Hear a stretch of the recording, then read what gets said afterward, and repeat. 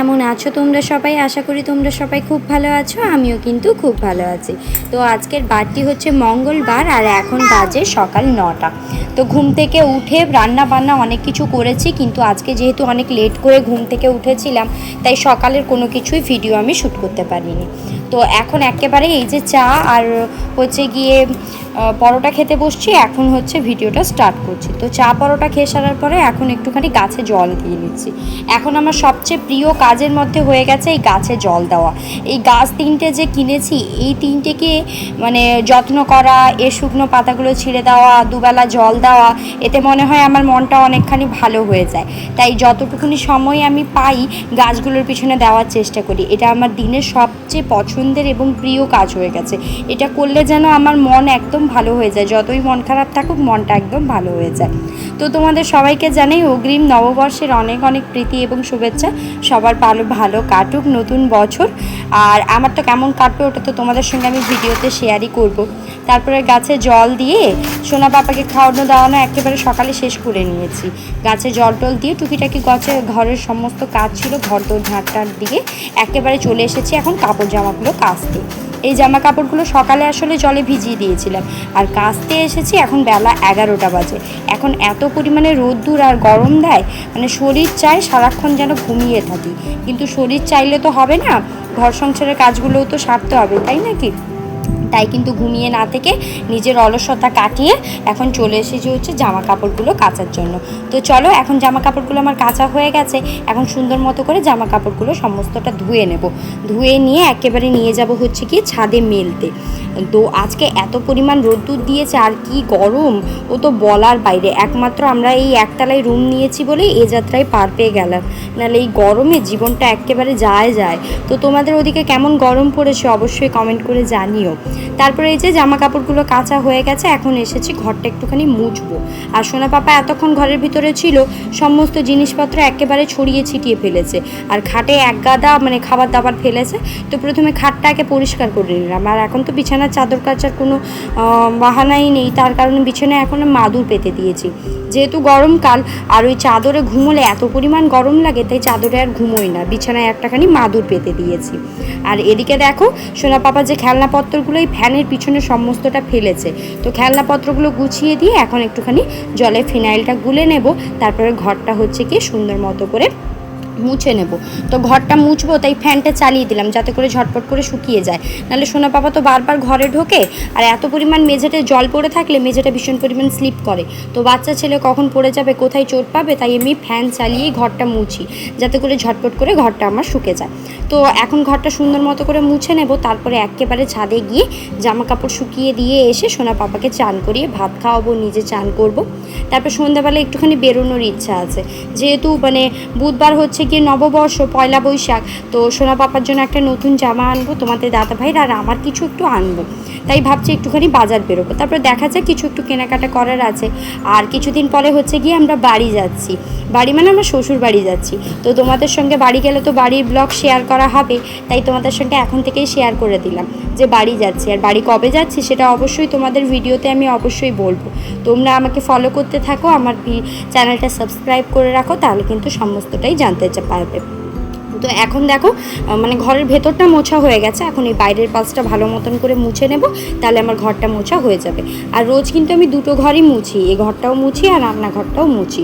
তো রান্নাঘরটা যে মুছি, রান্নাঘরটার ভিডিও শ্যুট করা হয় না, একই ভিডিও কতই বা দেবো বলো। এই ঘর মোছার ভিডিও তোমাদের দেখতেও একদম বোর লাগবে, তাই একটুখানি দেওয়ার চেষ্টা করি, পুরোটা শেয়ার করি না। তো এখন দেখো ওই পাশটাও সুন্দর মতো করে মুছে নিয়েছি। মুছে নেওয়ার পরে হচ্ছে পাপোশগুলো পেতে দেবো, পাপোশগুলো পেতে দিয়ে ঘরটা লাগিয়ে একেবারে যাবো হচ্ছে ছাদে। আর সোনা পাপা এখন এখানেই খেলছিল, আর এই মাত্র একটু বেরিয়ে গেছে ওই পাশের ঘরে আর কি, ওদের ঘরে বসেও খেলা করছে। তো ভীষণ পরিমাণ রোদ্দুর দিয়েছে, ওকে আর ছাদে নিয়ে যাব না, ও যতক্ষণ ওদের ঘরে আছে তার মধ্যে গিয়ে ঝট করে জামা কাপড়গুলো ছাদে মেলে দিয়ে চলে আসবো। তো চলো ঝটপট করে আগে কাজগুলো শেষ করে নিই, তারপরে আবার তোমাদের সঙ্গে পুরো ভিডিওটা কন্টিনিউ করবো।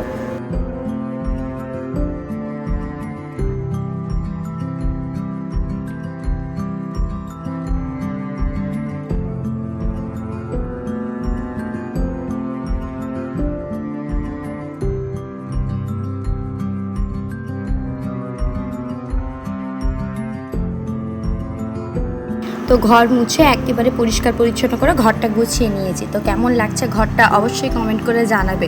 তো এই ঘরটা গোছাতে আমার অনেক টাইম লেগেছে, একদিনের কিন্তু এটা কিন্তু পরিশ্রমের ফল নয়। বেশ অনেক কটা দিন একটু একটু করে গুছিয়ে আমার এই স্বপ্নের সংসারটা আমি একা হাতে সাজিয়ে তুলেছি। তো এখন চলে এসেছি হচ্ছে গিয়ে ছাদে, সমস্ত জামা কাপড়গুলো এখন দড়িতে মেলে দেবো। কি রোদ্দুর দিয়েছে দেখো, একেবারে মানে গা হাত পা ঝলসে যাচ্ছে। আর এই রোদ্দুর থেকে নিচে গেলে মনে হয় যেন চোখে কিছু দেখতে পাচ্ছি না, একেবারে অন্ধকার। তো চলো ঝটপট করে এখন দড়িতে সমস্ত কাপড় জামাগুলো মেলে দিই আর ক্লিপগুলোও লাগিয়ে দেবো। তারপর তো নিচে গিয়ে সোনা পাপাকে হচ্ছে চান টান করাবো। তো চলো ঝটপট করে এখন দড়িতে জামা কাপড়গুলো মেলে দিই।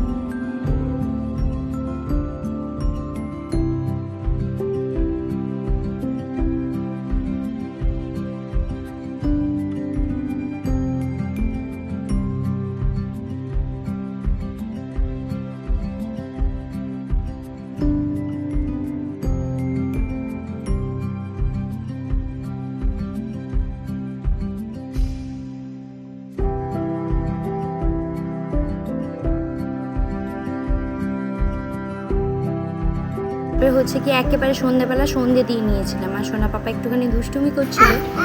হামটি ডামটি বলো।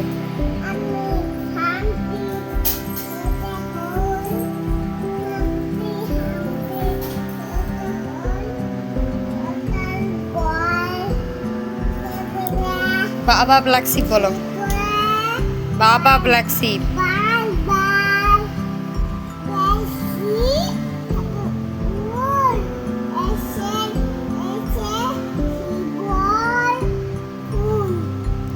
তারপরে আতা গাছে